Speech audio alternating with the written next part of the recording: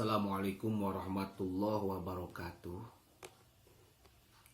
Hamdan wa syukran lillah, amma ba'du.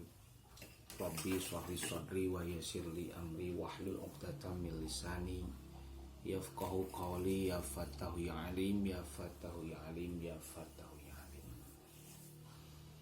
Saudara-saudaraku sebangsa dan setanah air, ikhwan-ikhwan fillah yang saya hormati, yang saya muliakan, yang saya cintai, semoga Allah muliakan, Allah banggakan, dan selalu mendapat perlindungan dan ridho Allah subhanahu wa ta'ala. Saudara-saudaraku yang dirahmati Allah, hari ini ada informasi yang lumayan cukup mengagetkan. Tadi sudah viral, baik itu di media sosial, media-media online, dan juga media mainstream, televisi, dan lain sebagainya, terkait pembubaran Ormas Islam, yaitu dalam hal ini Front Pembela Islam (FPI), yang mana diimami oleh Al-Alim Al-Alamah Al-Fadilah Habibana Muhammad Rizik bin Hussein Syihab. Secara struktur garis organisasinya, beliau sebagai imam besar Front Pembela Islam yang ada di tanah air, dan juga mungkin yang ada tersebar di mancanegara yang lainnya. Maka pada hari ini ada upaya langkah yang sangat-sangat kita anggap sebagai masyarakat langkah-langkah yang luar biasa dahsyat, penekanan terhadap pergerakan aktivitas Ormas Islam tersebut, yaitu dibubarkannya organisasi FPI. Barusan tadi kita melihat, baik itu di televisi ataupun media-media online, pemerintah menyatakan pembubaran FPI dan dicabut izin operasinya, juga dilarang aktivitas-aktivitasnya. Yang mana kami tahu aktivitas daripada FPI itu adalah sebagai masyarakat, sebagai umat, sebagai muhibbin kepada para habaib, para ulama, zuriyah Nabi. Pergerakan aktivitas ormas tersebut adalah ada 3 hal, yaitu dakwah, amar ma'ruf nahi mungkar, dan jihad fisabilillah. Tentu dalam konteks tertentu, dalam konteks yang spesial, dalam artikulasi jihad fisabilillah saat ini lebih kepada jihad konstitusi, bukan kita. Mereka lebih utama dalam urusan dakwah, lebih dominan dalam urusan amar ma'ruf nahi mungkar ataupun hizbah,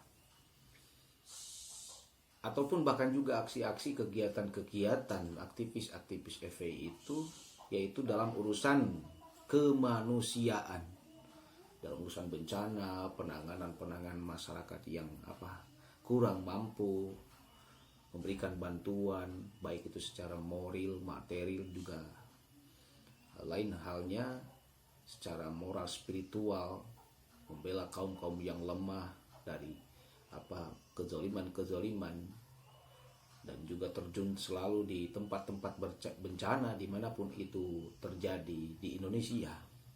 Tak pandang bulu, tidak melihat itu ras, agama, tidak melihat itu yang dimaksud dengan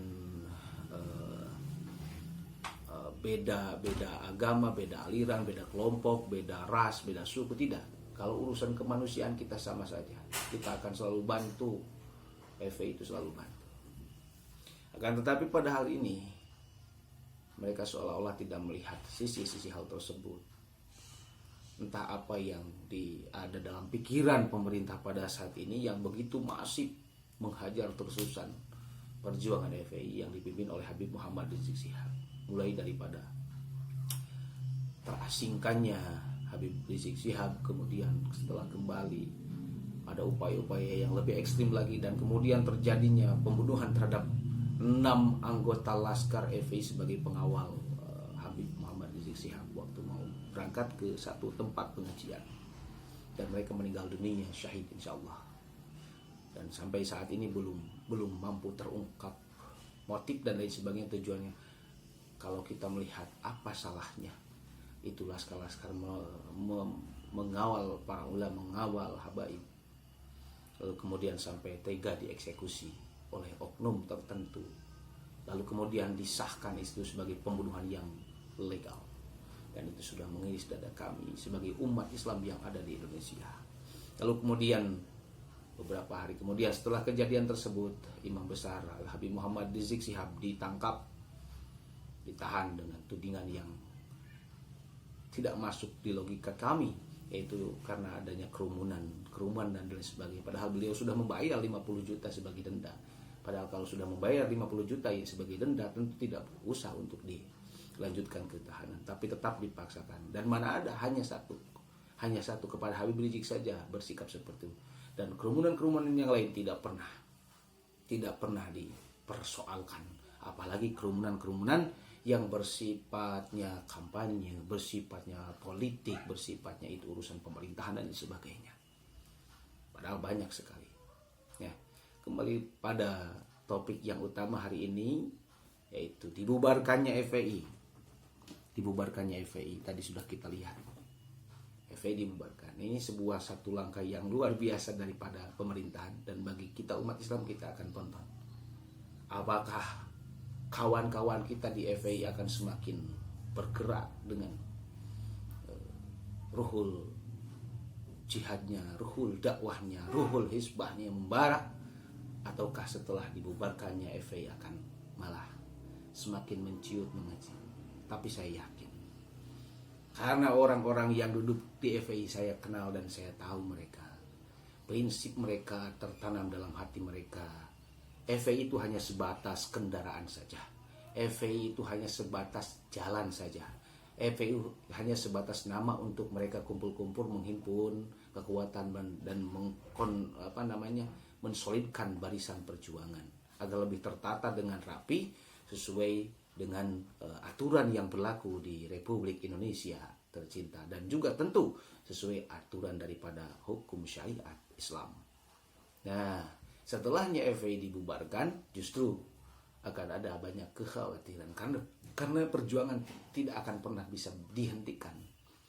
Kuntum khairu ummatin ukhrijat linnasi ta'muruna bil ma'ruf wa tanhauna 'anil munkar wa tu'minuna billah.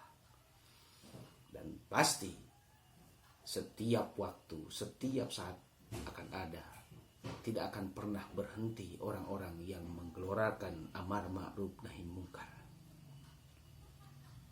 Tidak akan pernah berhenti umat kami, kata baginda Nabi Muhammad SAW, yang akan selalu mendohirkan kebenaran, memperlihatkan kebenaran, menampakkan kebenaran.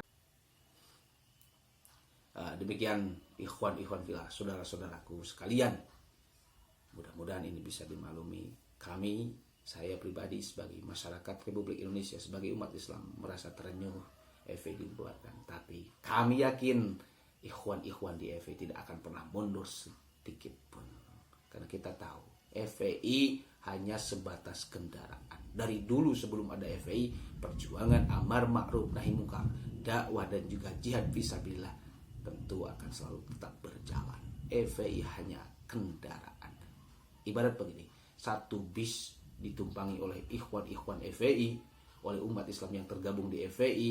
Ya, kemudian ada yang berupaya untuk mengganjal bis tersebut dengan satu timbunan batu yang menggunung sehingga bis tersebut terganjal.